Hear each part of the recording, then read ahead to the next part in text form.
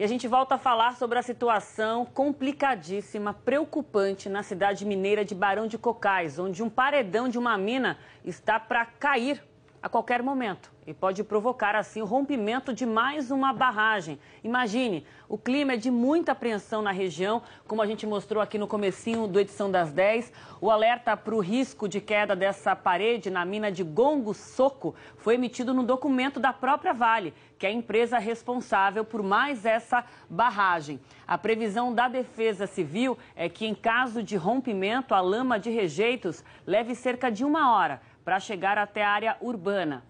No fim de semana, a Vale começou as obras de um muro de concreto a cerca de 6 quilômetros dessa mina.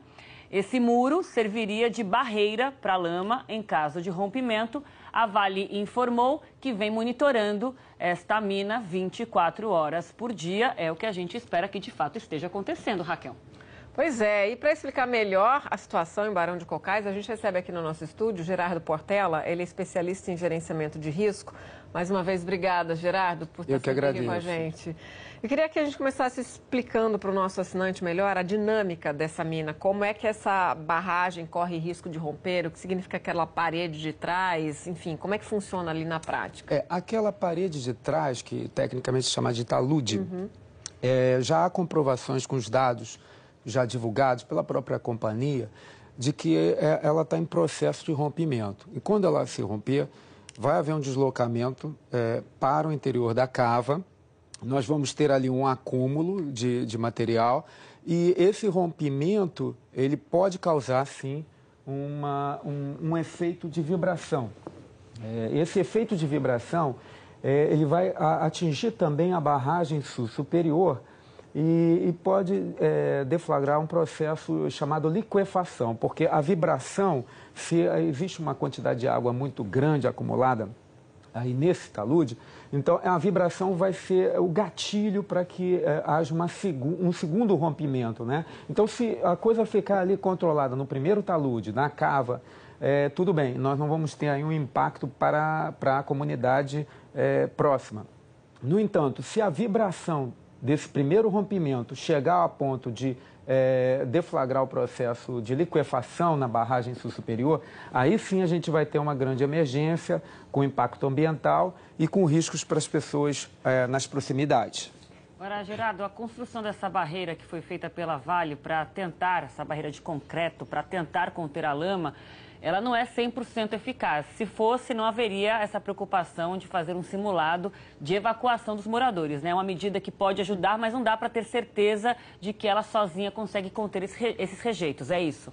O que a gente tem aí é a informação de que uma barreira de concreto não seria uma construção, porque não haveria tempo hábil. Então, provavelmente são módulos pré-fabricados que estão sendo colocados no caminho da lama, no caminho teórico, que a gente não sabe exatamente como essa lama vai se comportar da maneira exata, né? Então, é colocado para retardar o processo de deslocamento da lama. Mas isso precisa ser muito bem feito. Por quê?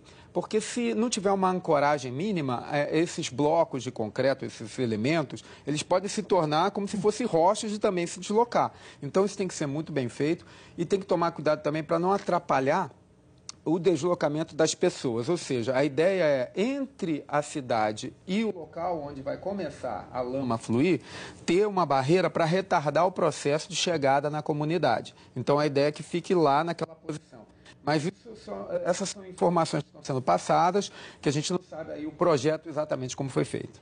Ô, Gerardo, você estava falando aí das pessoas que moram ali, né, ao redor, o que pode acontecer. A gente vai falar agora, então, sobre a situação dos moradores, reféns aí dessa situação bastante tensa. Centenas já foram orientados a sair de casa. No fim de semana, teve uma simulação na cidade, mas a adesão ficou bem abaixo do esperado, cerca de 27% da população.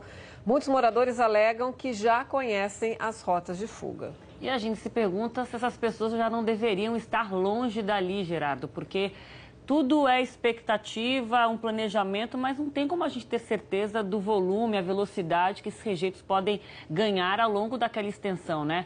A Vale disse que demoraria 1 hora até os rejeitos, caso haja o rompimento, demoraria 1 hora até chegar à área urbana. Nesse simulado do final de semana, eles levaram primeiro 38 minutos, depois 43 minutos. Mas tudo isso a gente está trabalhando aí com expectativa. Na hora a gente não sabe. Estamos falando de vidas, né? É verdade, Aline. A gente tem uma expectativa. O ideal é que as pessoas não estivessem lá nessa região, nessa semana crítica que está sendo aí anunciada pelas próprias autoridades e também pela própria companhia. Então, o ideal seria isso. Mas se existem pessoas lá, elas precisam estar preparadas para sair. Às vezes a pessoa se sente segura no local porque não tem a percepção do risco a que está exposto. Então, a nossa recomendação é que se você puder sair, se você puder fazer uma visita ou a viagem nessa época, é um bom momento. Mas se estiver lá, pelo menos faça parte do treinamento. Porque é a chance final que é dada, porque não dá para aprender na hora da emergência. Você tem que aprender antes. Até porque na hora da emergência é tudo diferente, né? Não é uma simulação, é de fato um perigo, né? Exatamente. As coisas não vão andar como um roteiro planejado. Mexe exatamente. Com as pessoas. E o fato de se repetir a simulação só agrega, porque você vai ficando mais treinado, mais mecânico nas ações e vai sobrar mais tempo para você tomar ação sobre aquilo que for diferente, que vai acontecer alguma coisa diferente. Então você vai por uma rota, se você está treinado nessa, você treina na outra.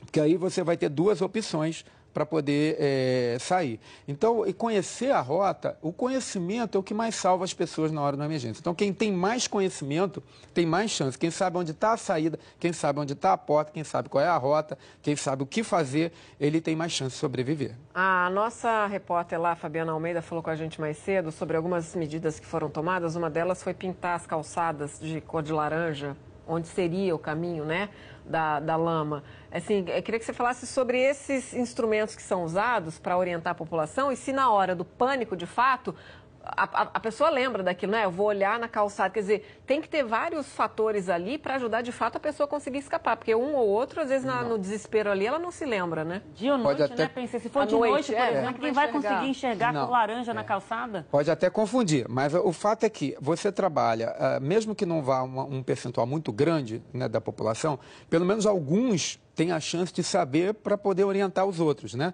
É uma chance a mais. Mas o importante é entender que eles estão fazendo essas marcações, talvez com o intuito de mostrar qual seria o caminho da lama para você fugir dela.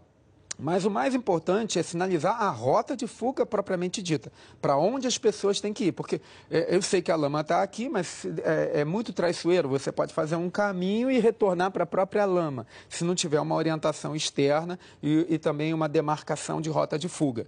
Isso aí, eu acredito que com os próprios simulados, os engenheiros estejam trabalhando para melhorar essa sinalização.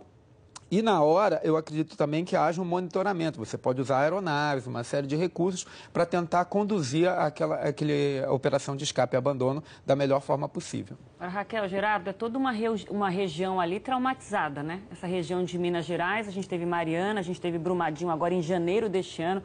Mais de 230 mortos já identificados, desaparecidos ainda, que não foram encontrados. É toda uma região que vive um luto. A gente vive com eles, mas a gente só dimensiona o que é viver sob esse estresse diário, de saber que a qualquer momento você pode perder sua casa e até a própria vida, depois de tudo que a região já passou em janeiro deste ano. Que lições ficam? Porque a sensação que a gente tem é de que nada foi aprendido, ou pouquíssimo foi aprendido. Porque tivemos 2 episódios traumáticos, brutais, e a gente vê as pessoas correndo um risco novamente a qualquer momento. Além do desastre ambiental, né? Fora isso, é verdade.